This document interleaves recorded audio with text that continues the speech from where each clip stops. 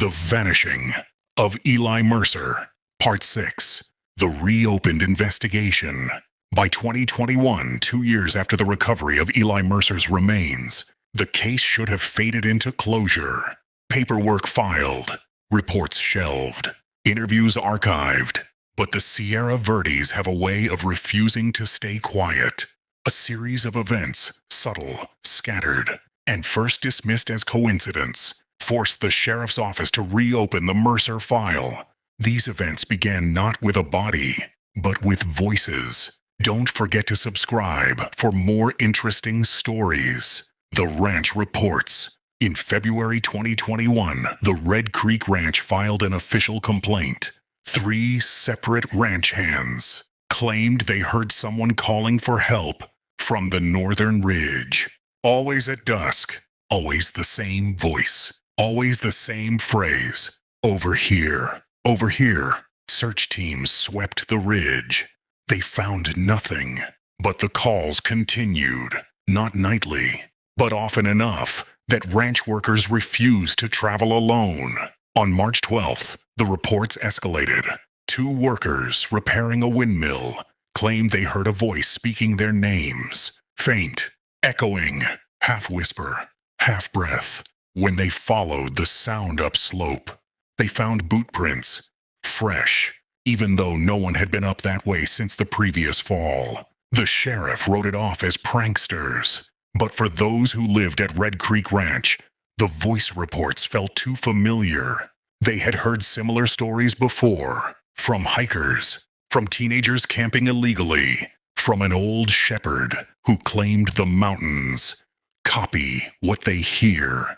Those stories were always dismissed, but now a missing person case was tied to them. The investigator who wouldn't let go, Detective Rowan Hale, who had assisted during the original search, returned to the department after a year away and immediately requested access to the Mercer filing. He had never been satisfied with the original conclusion, and the new ranch reports gave him justification to reopen the case. But what triggered the official reopening wasn't the voices on the ridge. It was what Hale discovered in Eli's old hunting locker, something no one had bothered to check. A sealed metal box the size of a toolbox. Inside it lay Eli's personal journals, the private journals of Eli Mercer. There were 6 journals in total, water-resistant covers, well-worn, filled with neat, compact handwriting. The earliest entries dated back to 2009, nearly a decade before his disappearance. Eli never told his friends he kept journals. His wife didn't know they existed. Neither did his hunting partners. And when Hale began reading, the picture of Eli, the calm, rational, grounded outdoorsman, changed drastically. Because hidden in those pages was a story Eli had kept buried. He had heard voices in the Sierra Verdes before. The first encounter, 2009. The first mention came in an entry dated June 14, 2009. Eli described hiking alone along the Cathedral Basin rim when he heard someone call his name. Twice, soft, muffled. From the canyon below, he shouted back. No response.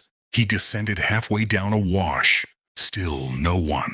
He described the sensation as someone standing inches behind me whispering into my shoulder.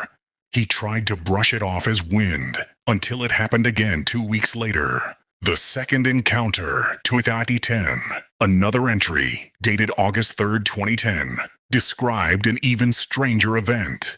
Eli wrote that he was following fresh tracks near Verde Lake when he spotted a man on a ridge above him. Tall, thin, wearing something that looked like a tan jacket. Eli tried calling out. The figure didn't respond. He climbed higher to get closer, and the figure vanished behind a rock formation. But when he reached the same vantage point, there were no footprints, no scuff marks, no trace of anyone ever standing there. Eli wrote, "It was like he stepped backward into the stone." Friends later confirmed Eli stopped hiking that ridge alone after that summer. The Third Encounter 2013. The third incident occurred 3 years before his disappearance. October 19th, 2013. This time, Eli didn't just hear something. He felt watched. He wrote, "I saw movement at the tree line, like a shape copying my posture. Every time I stopped, it stopped. When I leaned forward, it leaned forward. When I stepped back, it mirrored me." He left the mountains immediately after this entry. His writing became terse, anxious, less confident. The following year, he wrote nothing at all. But the final journal, the one marked 2018, the year he died, contained a chilling note. The last entry, 5 days before the trip. The entry was dated September 6th, 2018. One line only. "It's calling again." That was written 1 day before he left for the Sierra Verdes with Luke and Ben. 5 days later, Eli Mercer vanished.